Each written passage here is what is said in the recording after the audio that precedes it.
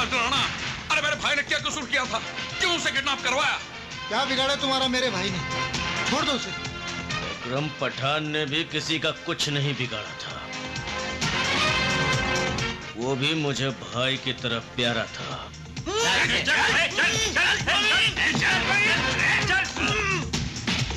शंकर कलाल, समझ में आ गया कि मैंने तुम्हें क्यों यहाँ बुलाया है? तुम गलत कर रहे हो बलराज राणा। अकरम पठान को मेरे भाई ने नहीं मारा। हाँ, नहीं मारा।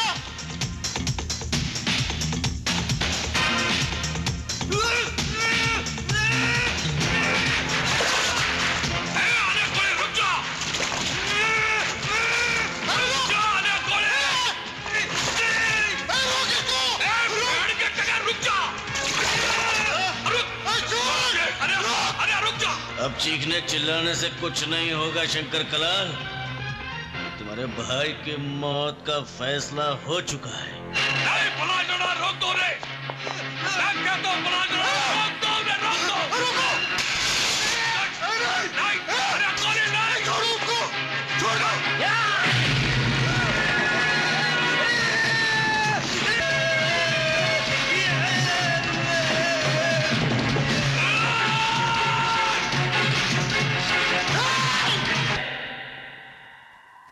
तुम्हारी बात तो समझ गया पेप्लो गुंडो, लेकिन बलराज राणा हथियारों का धंधा करने के लिए कभी तैयार नहीं होगा।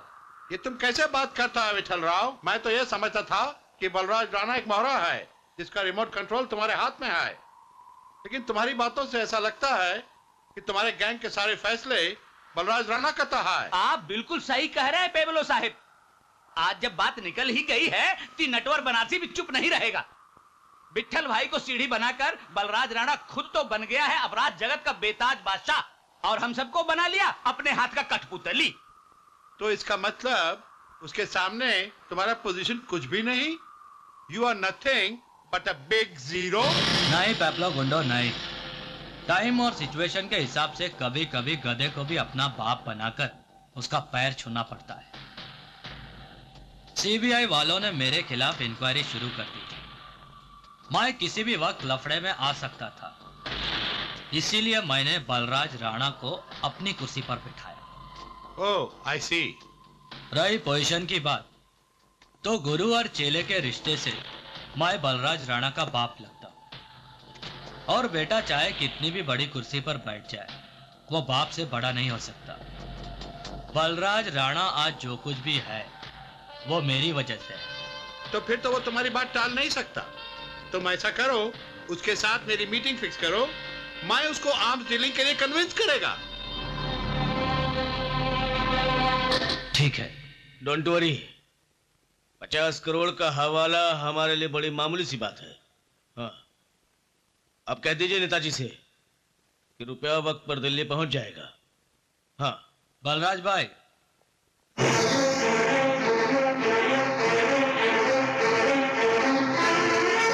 बलराज भाई, यह है मिस्टर पेब्लो गुंडो। नाइस मीटिंग है मिस्टर राणा। बलराज भाई, मिस्टर गोंडो का नाम तुमने तो सुना ही होगा। गोंडा साहब को कौन नहीं जानता? इंटरनेशनल मार्केट में हथियारों का सबसे बड़ा डीलर है ये। Thank you. हम आपके लिए एक बहुत बड़ा ऑफर लाया मिस्टर राणा। आप तो जानता ही है कि हथियारों का होल वर्ल्ड में डिमांड बहुत बढ़ गया है। मिस्टर राणा, आप तो जानता है कि आरडीएक्स और स्टैंड का इस्तेमाल आजकल इंडिया में खुलेआम हो रहा है, और अब इलेक्शन के टाइम इनकी ज्यादा जरूरत है। अच्छा, but I am not interested in such deadly weapons. But why don't you understand Rana साहब? आप इस एरिया के डॉन हैं, हवाला रैकेट के नंबर 1 किंग हैं। एशिया में आर्म्स डिस्ट्रीब्यूशन को आपसे बेहतर और कोई नहीं कर सकता। इसमें बहुत प्रॉफिट है। You can earn millions of dollars. Shut up! आए हुए मेहमान की इज्जत करना हमारी तहजीब है, इसलिए तुम्हें यहाँ से जिंदा जाने दे रहा हूँ। Better get off from here. इसमें नाराज होने की क्या बात है मिस्टर राणा? अगर आपको आर्म्स डीलिंग नहीं करना है तो मैं किसी और को ऑफर कर दूंगा। हरगिज नहीं। अवाम के कत्ले आम का सौदा मैं तुम्हें किसी के साथ भी नहीं करने दूंगा। बेहतर है तुम हिंदुस्तान छोड़कर चले जाओ।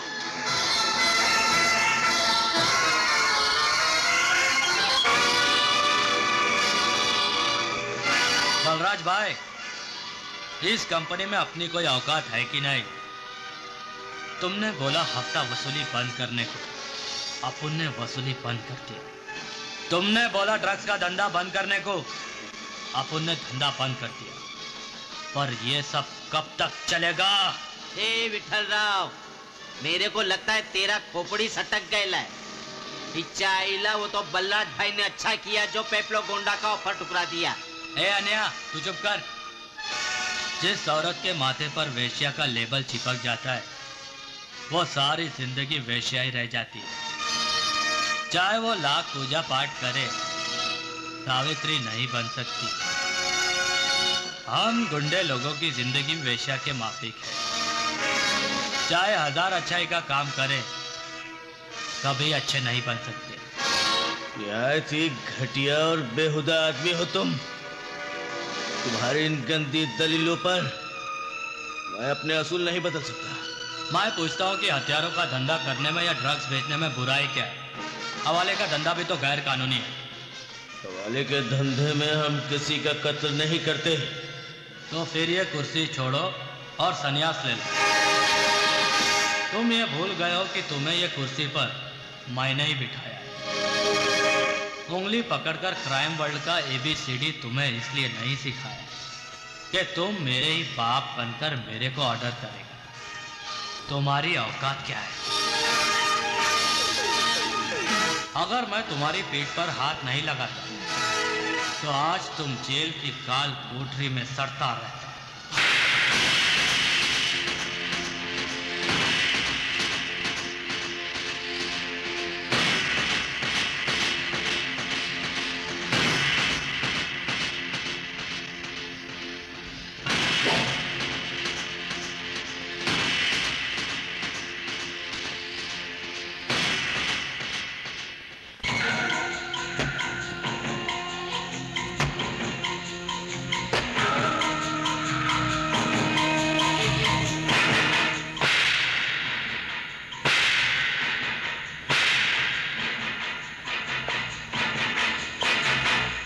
बलराज राणा ने तुम्हारे फेस पे जो थप्पड़ मारा था, उसके बारे में सोचने से कोई फायदा नहीं है Vitthal Rao.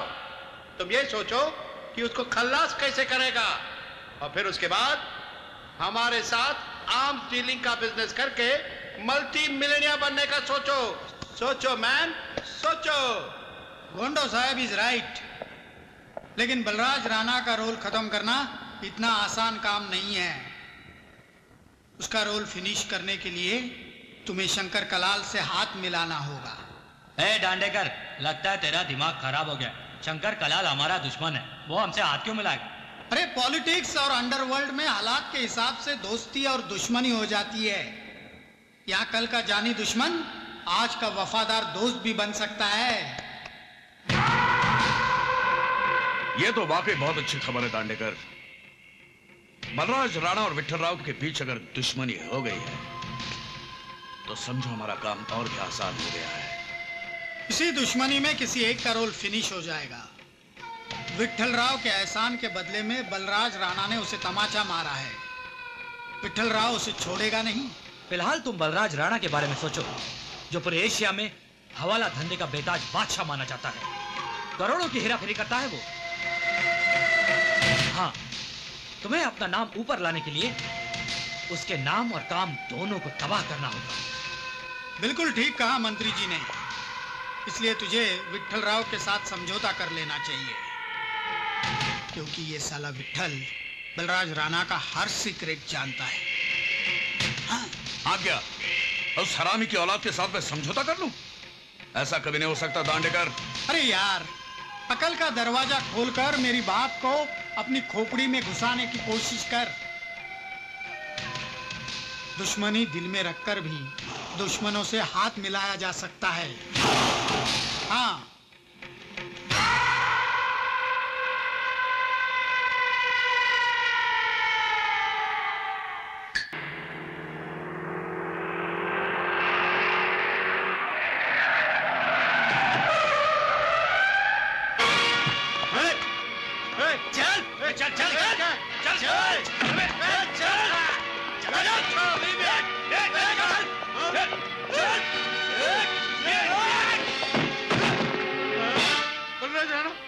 Balraj Rana, please please forgive me.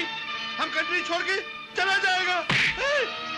Balraj Rana, हमको माफ कर दो। For God sake, please please मुझे मत मारो, प्लीज हमको मत मारो। हम आम जीवित छोड़ देगा। हमको माफ कर दो बलराज राणा, माफ कर दो। माफ कर दूं? अपने दुश्मनों को तो शायद मैं कभी माफ कर दूं, लेकिन वतन के दुश्मनों को नहीं, डोंट किल मी। मैं कभी माफ नहीं कर सकता। नहीं।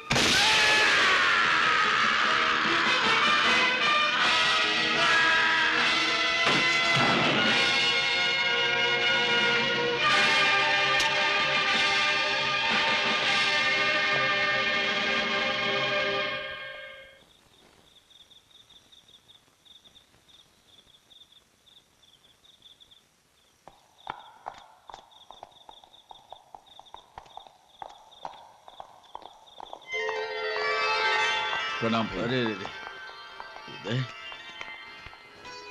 कैसा है तू? मैं ठीक हूँ भैया। बड़े दिनों के बाद भैया की याद आई है। कहीं ऐसा तो नहीं कि अजय ने आने से मना कर रखा हो? नहीं भैया, ऐसी कोई बात नहीं। और मैं बच्चा थोड़ी हूँ कि अजय भैया के कहने से मैं आपसे नहीं मिलूंगा। घर में सब कैसे हैं? माँ, भाभी, पिंकी सब आपको बहुत याद करते हैं। तेरी पढ़ाई कैसी चल रही है? बहुत अच्छी चल रही है भैया। एक काम कर, तू ग्रेजुएशन कर ले, उसके बाद हायर एजुकेशन के लिए मैं तुम्हें स्टेट्स भेज दूंगा। थैंक यू भैया। अरे तू किसी खास काम या किसी जरूरत के लिए तो नहीं आया? नहीं भैया, आपको याद होगा कल बाबूजी का श्राद्ध है। बाबूजी का श्राद्ध मैं कैसे भूल सकता हूँ? माँ ने कल घर आने के लिए कहा है भैया। माँ से कहना मैं आऊंगा, जरूर आऊंगा। मैं चलूं? अरे अभी आए हो, अभी जाने की बात कर रहे हो? रात का खाना आज मेरे साथ खा के जाओ। नहीं भैया, आप तो जानते हैं खाना माँ के साथ ही खाते हैं। ठीक है, माँ को मेरा प्रणाम कहना और सबको मेरा प्यार देना। प्रणाम भैया। जीते रहो।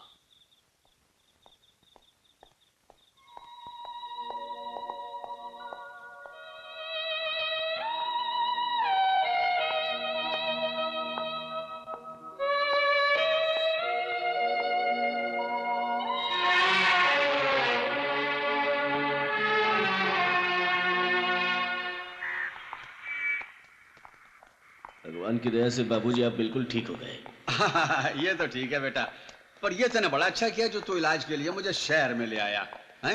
अजय बेटा, बहुत दिन हो गए, अब हमारा गांव जाने का इंतजाम करवा दे। इतनी जल्दी गांव जाने की क्या जरूरत है बाबूजी? आपकी तबीयत ठीक हो गई है मगर कमजोरी अभी भी है। आप एक काम कीजिए, 2-3 महीने यहाँ आराम से ठहर जाइए, फिर गांव चले जाइएगा। 2-3 महीने? हाँ बाबूजी, आप कुछ दिन यहाँ रह जाइए, मैं गांव चला जाता। पर मैं आप क्यों जाएंगे भैया? अरे मैं भी यहाँ रुक गया तो फिर गांव में खेती बाड़ी कौन देखेगा? ये सब मैं नहीं जानता। बाबूजी, एक केस के सिलसिले में मुझे कोर्ट में जाना है। शाम को घर में चैन से इस विषय में बात करेंगे। ठीक है भैया, बाबूजी को घर ले जाइए, मैं चलता हूँ। अच्छा बाबूजी। ठीक है बेटा, आइए। ठीक है। अच्छा बाबूजी, शाम को मैं जल्दी आ जाऊंगा। अच्छा बेटा।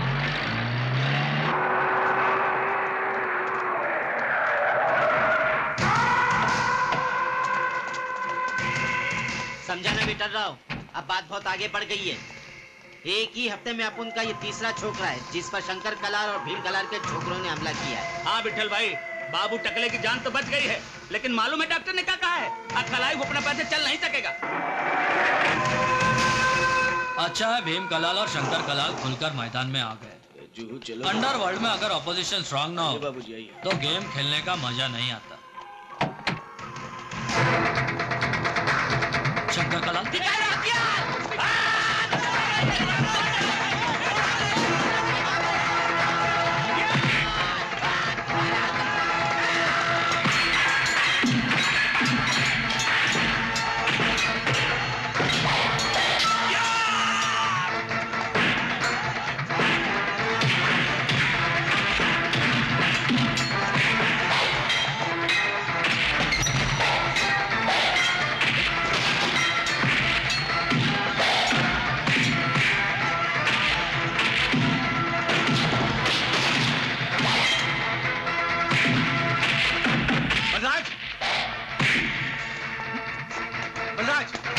मुझे।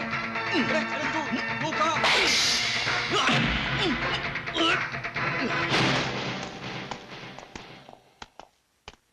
नमस्ते।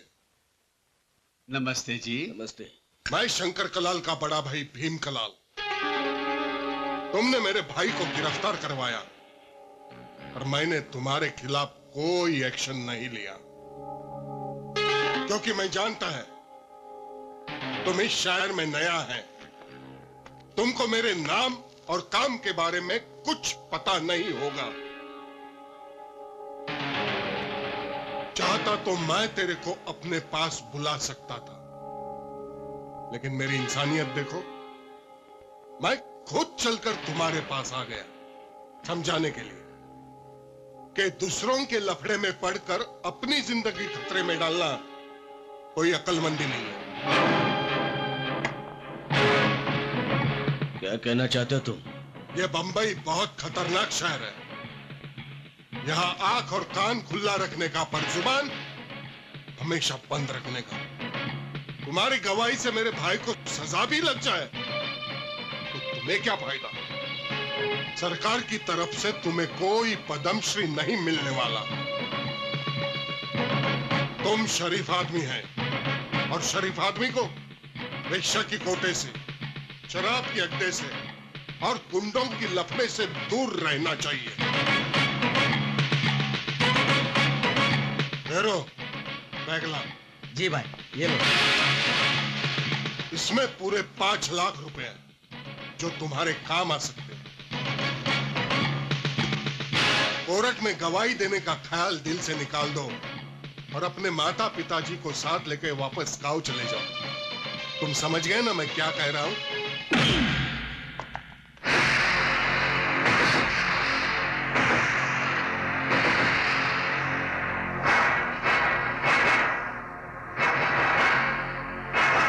तुम्हारा जवाब तो मुझे मिल गया, लेकिन अब जो जवाब मैं दूंगा वो तुझे बहुत भारी गिरेगा, बहुत भारी।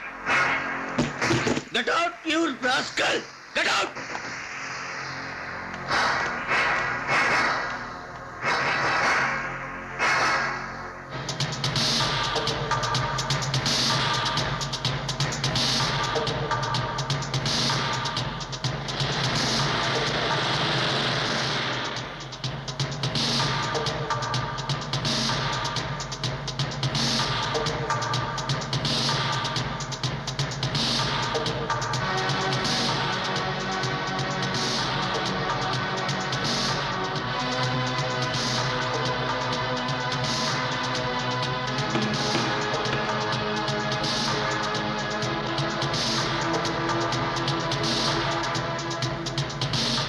अदालत में पेश किए गए सबूत और चश्मदीद गवाह बलराज सिंह राणा के बयान से यह बात साबित हो चुकी है कि शंकर कलाल ने विठल राव को जान से मारने की कोशिश की, जो कि एक संगीन जुर्म है।